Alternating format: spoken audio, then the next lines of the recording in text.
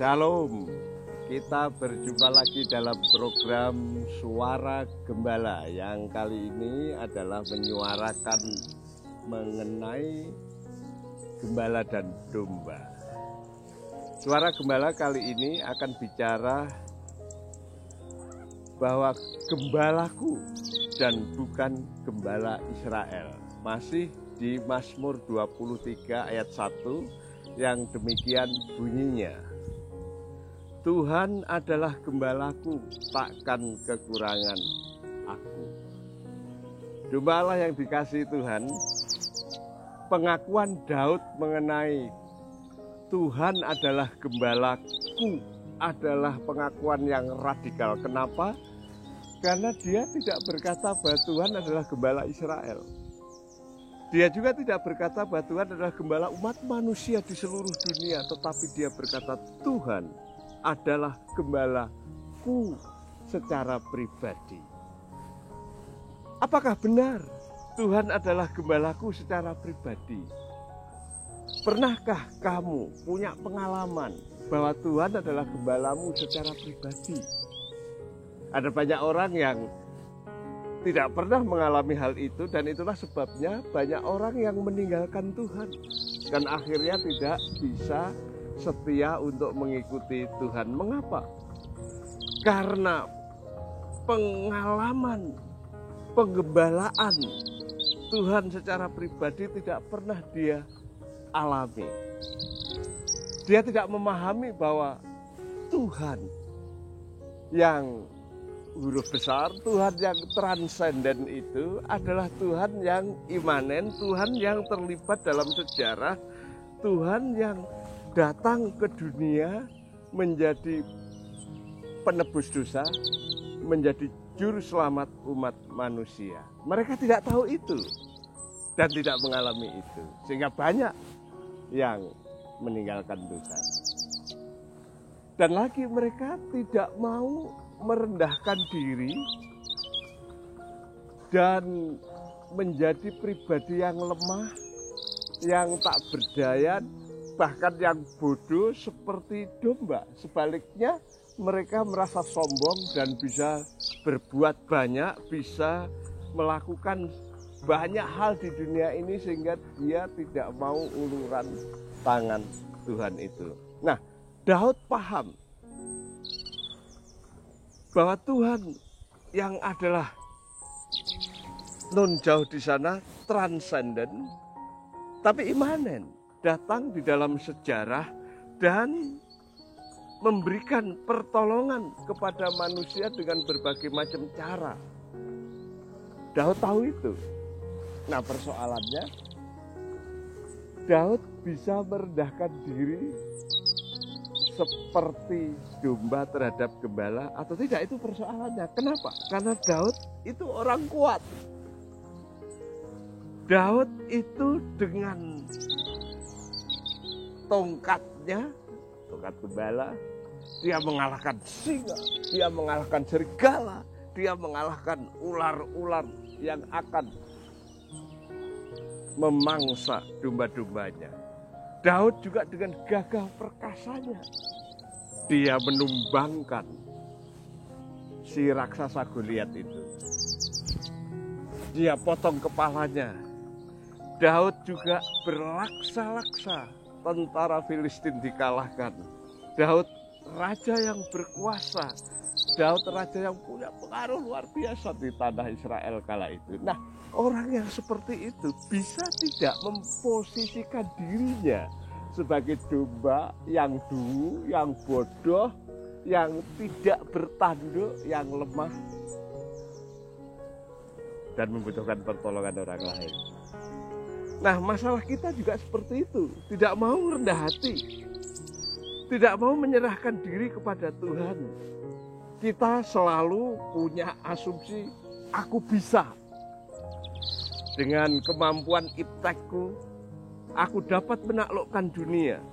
Kedudukanku membuat orang-orang berada di bawah pengaruhku, kekayaanku sangat cukup untuk membuat hidup enak, mungkin 7 turunan. Kekuatanku adalah energi yang selalu membuat aku bergairah dan bersemangat. Jadi kalah kalau aku disuruh menjadi orang yang lemah, orang yang tak berdaya, orang yang dungu, bodoh, seperti domba. Nah, dalam sandiwara Natal saja, anak-anak kecil itu loh, disuruh menjadi domba-domba, tidak mau. Mereka suka kalau jadi malaikat yang terbang, atau jadi Yusuf, bapaknya Tuhan Yesus secara jasmani, atau jadi Maria, suka. Tapi kalau jadi domba, yang lemah, yang dungu, yang bodoh, yang tak berdaya, tidak mau biasanya. Padahal untuk bisa mengalami Tuhan adalah gembalaku secara pribadi, bukan gembala orang Israel, juga bukan gembala banyak orang, gembalaku secara pribadi. Pertama-tama kita mengakui bahwa Tuhan yang maha tinggi itu, yang non jauh di sana itu imanen, bisa bersama saya. Tapi juga kita juga harus sadar dan mengakui sebagai orang yang lemah, orang yang rendah, yang tak berdaya, dan mohon pertolongan. Saat itulah maka dia menjadi gembala kita secara pribadi. Tapi pada umumnya kita susah untuk bisa rendah hati, apalagi menjadi seperti domba. Seorang pemuda yang kaya dan banyak hartanya, dan tentunya dia terkenal, sedang naik mobil mewah yang kala itu adalah mobil Ford. Itu mobil yang mewah dan mahal harganya. Dia berputar-putar dengan gayanya, dia menunjukkan kehebatannya. Di satu taman dia, banyak orang yang memandang dan dia luar biasa. Tapi tiba-tiba saja di satu sudut mobil itu mogok. Ini aneh, mobil yang hebat, mobil yang kaya, yang mahal, yang mewah, tapi tiba-tiba mabuk. Pemuda itu keluar dari pintu, kemudian coba dibuka kapnya, kemudian diperbaiki, kemudian dia masuk lagi di starter, tidak bisa. Kemudian dicoba lagi di starter, tidak bisa. Dicoba lagi di starter, tidak bisa. Kemudian di sudut sana ada seorang bapak tua yang sedang memancing ikan. Bapak tua itu memperhatikan anak muda itu dan dia timbul belas kasihan, kemudian mendatangi anak muda itu. Dan datang anak muda, bolehkah saya membantu Anda? Pemuda ini tidak mau, dengan sombongnya dia berkata, oh terima kasih Bapak tua, terima kasih saya bisa buat sendiri. Bapak tua itu kembali ke selokan yang kecil dan memancing di situ. Kemudian pemuda itu mencoba berbuat lagi, buka kapnya, dibersihkan lagi, kemudian masuk mobil dan di start, tidak bisa. Coba lagi, tidak bisa. Bapak tua itu datang lagi, anak muda saya boleh bantu? Wah terima kasih. Pak tua, ini mobil ini tidak semua orang bisa, tapi terima kasih kesediaanmu. Pak tua itu kembali, kemudian dia berpikir, Pak tua ini apa bisa mengerjakan ini. Anak muda itu dengan pungahnya dan sombongnya mencoba lagi. Tetapi dicoba lagi tidak bisa. Akhirnya bapak tua ini datang lagi dan berkata, anak muda kali ini coba izinkan saya menjamah, memperbaiki mobilmu.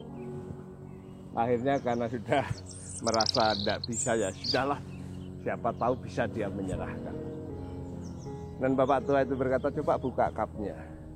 Kemudian disentuh sana, disentuh sini, sentuh sana, kemudian dia berkata, coba hidupkan. Dan ketika dihidupkan, mobil itu hidup.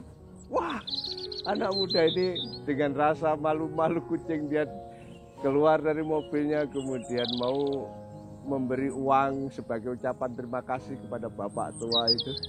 Dan bapak tua itu berkata, tidak usah anakku, terima kasih, saya tidak membutuhkan itu. Wah, lebih parah lagi, orang muda ini rasa seperti direndahkan, tapi dia akhirnya betul-betul menghargai orang tua itu dan dia mengambil kesempatan untuk berkenal. Bapak tua, bolehkah aku kenalan dengan? Oh boleh. Kemudian dia julurkan tangannya, kemudian bapak tua menyebut dirinya.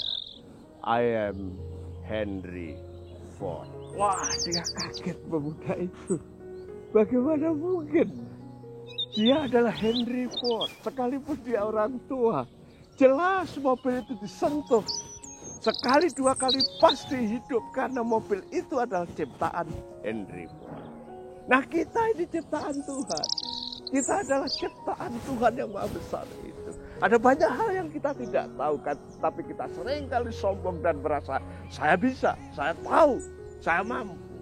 Ada saatnya kita harus rendah hati, bahkan rela dianggap rendah seperti domba yang dungu, yang tidak punya apa-apa, yang lemah, dan menyerah kepada Sang Pencipta sebagai gembala kita.